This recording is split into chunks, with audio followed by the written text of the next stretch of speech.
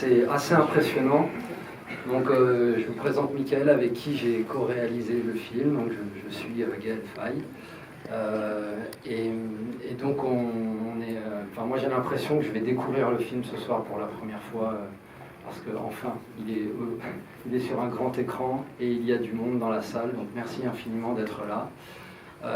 Ce film, nous l'avons tourné en septembre dernier au Rwanda, mais ça fait déjà plus d'1 an qu'on travaille dessus. On a rencontré des femmes extraordinaires. Et il y a 1 an, à la même heure à peu près, le président de la République, Emmanuel Macron, allait au Rwanda et disait cela dans son discours: les tueurs qui hantaient les marais, les collines, les églises n'avaient pas le visage de la France. Elle n'a pas été complice. Le sang qui a coulé n'a pas déshonoré ses armes, ni les mains de ces soldats qui ont eux aussi vu de leurs yeux l'innommable, pensé des blessures et étouffé leurs larmes. Alors c'est une partie du discours d'Emmanuel Macron qui m'a vraiment gêné, parce que j'étais au courant que des femmes, il y a plus de 10 ans de cela, des femmes rwandaises ont porté plainte contre l'armée française ici, à Paris, et que depuis rien n'avance, qu'elles ne sont au courant de rien, qu'elles vivent toutes seules sur leur colline. Et donc voir un président français qui dit ce genre de phrase, j'avais envie de réagir. Et pour moi, la réaction légitime, c'était d'offrir la parole à ces femmes. Donc j'espère que vous les entendrez.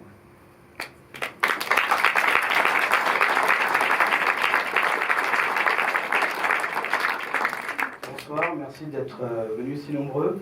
Je ne vais pas ajouter grand-chose à ce qu'a dit Gaël.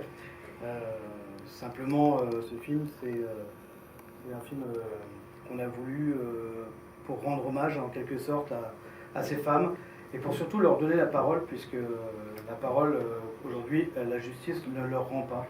Donc on a voulu faire un film de témoignage, un film de témoignage de survivants d'un génocide, celui des Tutsis au Rwanda.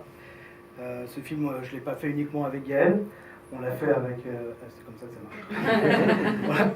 on l'a fait avec beaucoup de gens, donc je me suis fait un petit pense-bête, parce que je voudrais remercier beaucoup de personnes qui ont contribué à ce film, de près ou de loin. Et je voudrais d'abord remercier une femme qui est dans la salle, qui s'appelle Annie Faure. Annie Faure était une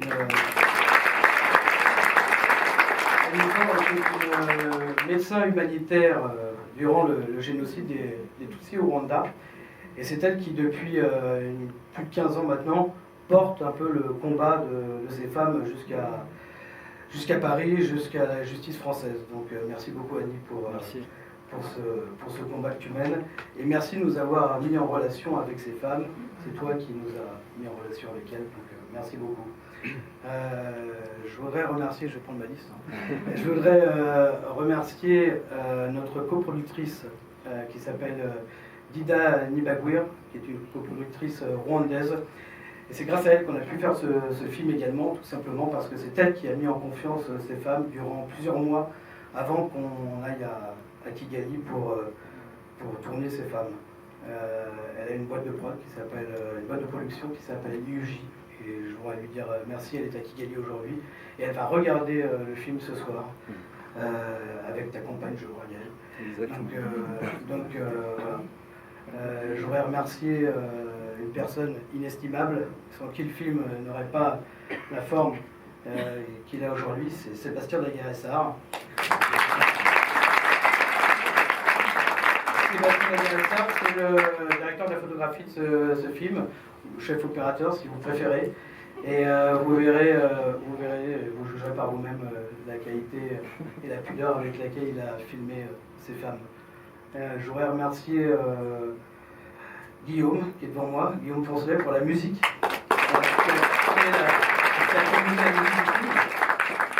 Je voudrais remercier Alexandra Kogan qui a monté le film. Je voudrais remercier les traducteurs du film. Il y en a un qui est dans la salle, Emmanuel, au Guéba.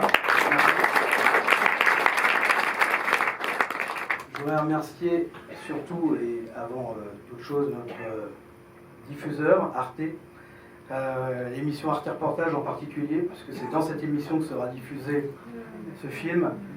Et donc je voudrais en particulier dire merci beaucoup à Philippe Rachet, qui est le rédacteur en chef, qui est le responsable de cette case, qui est dans la salle.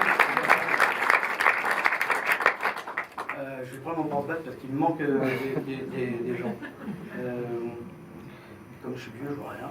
Oui, le film, je crois qu'il est projeté, qu'il est diffusé le 23 avril.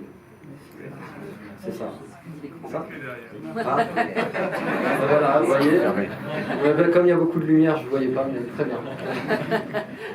Je voudrais aussi remercier la Fondation pour la mémoire de la Shoah qui nous a soutenus. Merci à elle, parce qu'elle a été depuis le début présente.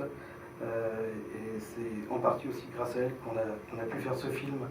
Je voudrais également remercier évidemment ma productrice, notre productrice, Stéphanie Lebrun, et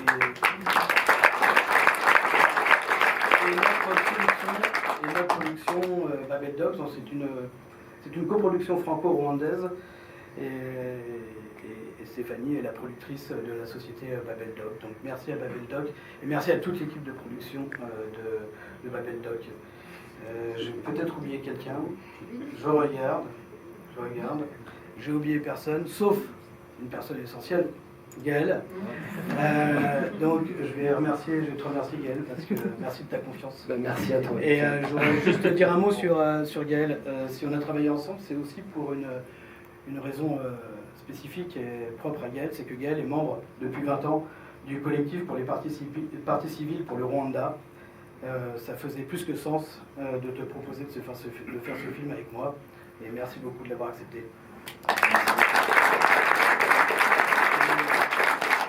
Et moi aussi je vais faire comme Gaël, je vais lire quelque chose très court.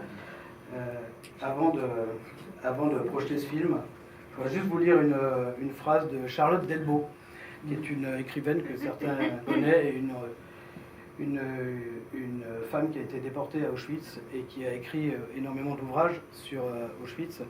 Et dans l'un de ses ouvrages, Auschwitz et après, elle écrit ceci. Vous ne croyez pas ce que nous disons, parce que si c'était vrai, ce que nous disons, nous ne serions pas là pour le dire. Il faudrait alors expliquer l'inexplicable. Voilà. Bonne projection, merci.